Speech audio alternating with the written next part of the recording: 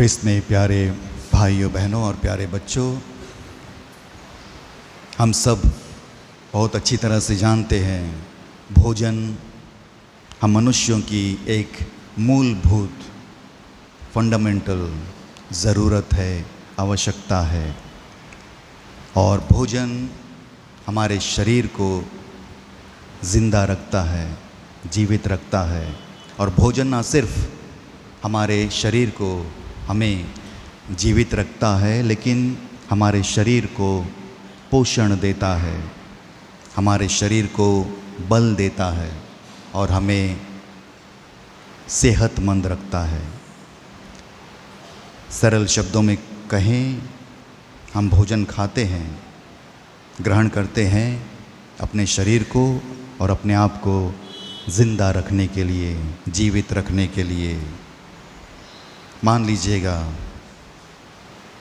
हमारे पास आवश्यकता से बहुत अधिक भोजन आहार उपलब्ध हो, तब हम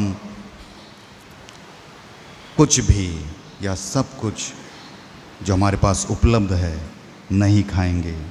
लेकिन क्योंकि हमारे पास आवश्यकता से अधिक भोजन है, तो हम लोग वही चीज़ खाना पसंद करेंगे जो हम लोगों को प्रिय हो, अच्छा हो, जो हमें अच्छा लगता हो। तो हम थोड़ा सा चूज़ी हो जाएंगे। जो हमें स्वाद देता है, स्वादिष्ट लगता है, ऐसे भोजन को हम लोग ग्रहण करेंगे, ग्रहण करना पसंद करेंगे। और इन दिनों हम लोग देखते हैं कि लोग खाने के बहुत शौकीन हैं। हम लोग नई नई चीज़, स्वादिष्ट चीज़ खाना पसंद करते हैं।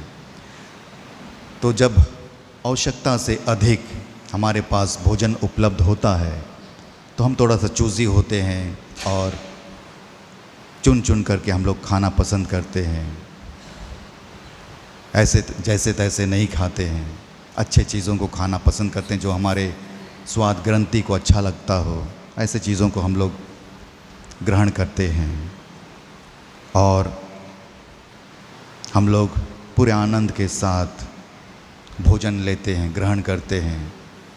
और जो लोग खाने के बहुत शौकीन हैं और मान लीजिएगा उनका स्वादिष्ट भोजन कहीं उपलब्ध है, तो मीलों दूर यात्रा करके वे लोग अपने स्वादिष्ट, अपने फेवरेट भोजन को पाने के लिए उस स्थान में पहुंच जाते हैं जहां कहीं भी अच्छा चाय मिलता है, अच्छा भोजन, चाउमीन मिलता है, कुछ भी एक स्वादिष्ट चीज़। हम लोग डिस्टेंस को देखते नहीं हैं, वहाँ गाड़ी पकड़ के चले जाते हैं अपना फेवरेट भोजन ग्रहण करने के लिए।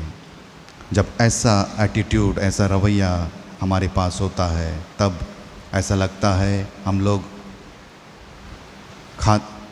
पहले तो हम लोग में, जैसे मैंने बोला, हम लोग खाते हैं ज़िंदा रहने के लिए, लेकिन उल्टा हो जाता है। हम लोग जीते हैं खाने के लिए।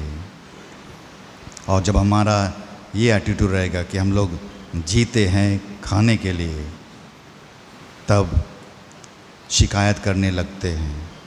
इसलिए शिकायत नहीं करते हैं कि खाना नहीं है, भोजन नहीं है, लेकिन हमारा पसंदीदा भोजन हम लोग को वैसा नहीं मिला है, उसमें कुछ खामियां हो गए, नमक ज़्यादा हो गया, ये ज़्यादा हो गया है।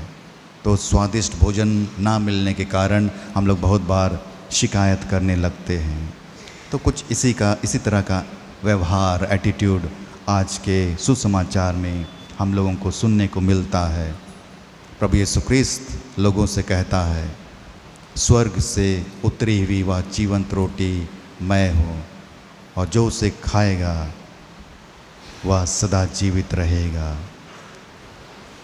और प्रभु के इस वाक्य को सुन करके लोग शिकायत करने लगे, उन्हें बुरा लगा और प्रभु के प्रति शिकायत करते हुए बोला कि हमें ये भोजन पसंद है। वे लोग कुछ बेहतर भोजन की आशा कर रहे थे, अच्छे स्वर्ग की रोटी की आशा कर रहे थे, क्योंकि वे जानते थे कि मरुभूमि में 40 वर्ष तक उनके पूर्वज मन्ना खा करके जीवित रहा, जिसे ईश्वर ने स्वर्ग से उन्हें असाधारण तरीके से प्रदान किया था। क्योंकि अब काफ़ी साल हो गया है, तो लोगों का लोग अपना जीवन में स्थिर हो गए हैं, उनका स्टैंडर्ड ऑफ लिविंग, जीवन का स्तर बेहतर हो गया है, क्योंकि सब कुछ बदल गया है, बेहतर हो गया है। तो ये लोग कुछ बेहतर भोजन की आशा कर रहे थे, कुछ स्वादिष्ट लजीज भोजन की आशा कर रहे थे, ऐसे भोजन जो स्वर्ग से उतरी हुई हो। लेकिन प्रभु कहता है स्वर्ग से उतरी हुई वह जीवंत रोटी मैं हूँ। लोग इसलिए शिकायत करने लगे, ये व्यक्ति पागल हो गया है, क्या बोल रहा है।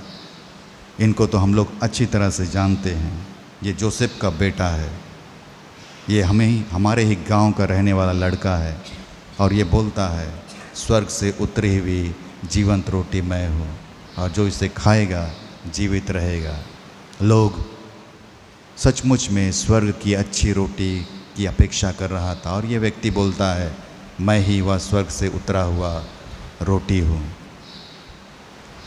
और वे प्रभु को नहीं समझे कि प्रभु अपने इस कथन के द्वारा क्या कहना चाहता है, क्योंकि उन्हें वे साधारण व्यक्ति लगा, साधारण भोजन लगा, जिसे वे लोग हमेशा देखते थे, इन्हीं के बीच से उठता बैठता था।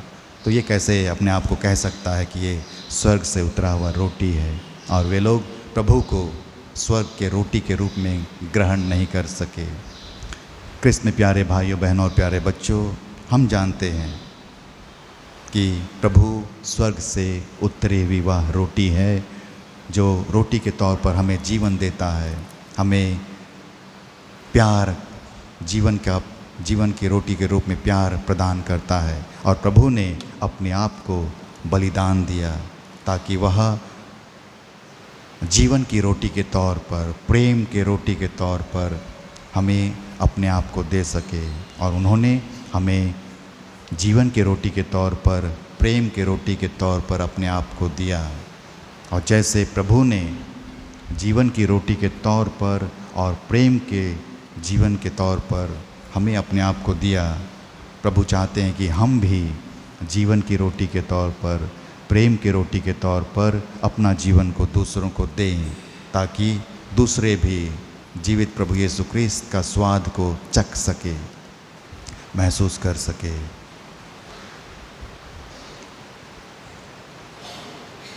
प्रभु नबी राजाओं के ग्रंथ में नबी यिर्मयाह कहता है, नबी एलिया कहता है यहूदियों से, इज़राइली लोगों से, तुम लोग कब तक आगा पीछा होते रहोगे? यदि प्रभु ईश्वर है तो उनका अनुसरण करो, और यदि बाल देवी देवता जिसे तुम लोग ईश्वर मानते हो तो उनका अनुसरण करो। लेकिन यहाँ से वहाँ, वहाँ से यहाँ अपना जगह बदलते मत रहो। कभी आप लोग यहोवा को ईश्वर मानते हो, कभी बाल देवी देवताओं को ईश्वर मानते हो, तो यहाँ से वहाँ फुटबॉल की तरह अपना क्षेत्र बदलते मत रहो। कोई एक को चुनो और उसका अनुसरण करो। क्रिस्त में प्यारे भाइयों और प्यारे बहनों, यदि ये सवाल हमारे सामने आज इस मॉडर्न युग में रखेंगे तो बहुतों को लगेगा कि ये बेकार की सवाल है। आजकल बहुत सारे लोग इस धारणा के साथ जीवन जी रहे हैं मानो ईश्वर का अस्तित्व इस दुनिया में नहीं है, ईश्वर है ही नहीं, ये धारणा लेकर के लोग जीवन जी रहे हैं। और जब व्यक्ति, इंसान इस धारणा के साथ जी रहे हैं कि ईश्वर का इस दुनिया में अस्तित्व नहीं है, तो वो मनमाना जीवन जीने लगता है। वो पूरी तरह से स्वतंत्र हो जाता है और उसे पता नहीं होता है सही क्या है, गलत क्या है। सही और गलत का फैसला वो स्वयं लेने लगते हैं, वह किसी की नहीं सुनता है। मुझे जो अच्छा लगता है मैं वो करूँगा या करूँगी। तो बहुत सारे लोग यही धारणा लेकर के अपने जीवन में जी रहे हैं। आज के पहले पाठ में स्वर्गदूत नबी से कहता है, नबी यिर्मयाह से, उठिए और खाइए, रोटी खाइए। कृष्ण में प्यारे भाइयों और बहनों, ये 2 बार बोलता है, उठिए और रोटी खाइए, ताकि लंबी यात्रा तुम्हें तय करनी है। तो यात्रा को तय करने के लिए तुम्हारे शरीर में बल की आवश्यकता है, तुम्हें बहुत सारा काम करना है। इसलिए उठिए और रोटी खाइएगा और तंदुरुस्त हो जाएगा और फिर से अपना यात्रा आरंभ करिएगा। पवित्र यूकरिस्त में प्रभु यीशु ख्रिस्त हम सब से कहता है, उठिए और मुझे खाइए।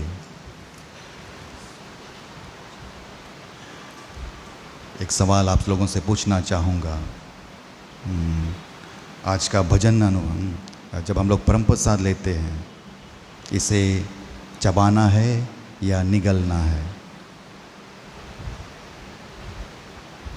बोलिए।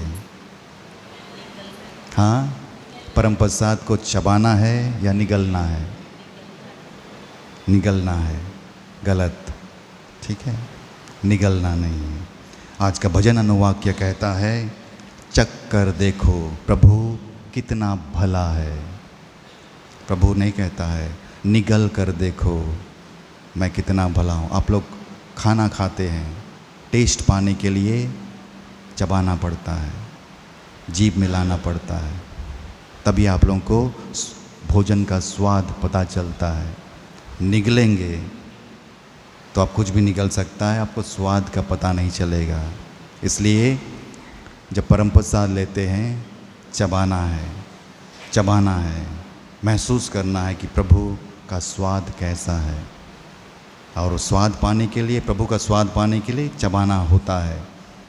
इसलिए बहुत बार हम लोगों को सिखाया गया है, चबाना नहीं है, निगलना है, नहीं, चबा सकते हैं। और स्वाद पाने के लिए आपको चबाना ही होगा।